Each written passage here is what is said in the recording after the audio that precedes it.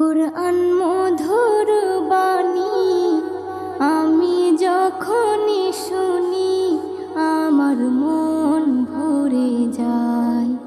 কুরআন মধুর বাণী আমি যখনই শুনি আমার মন ভরে যায়।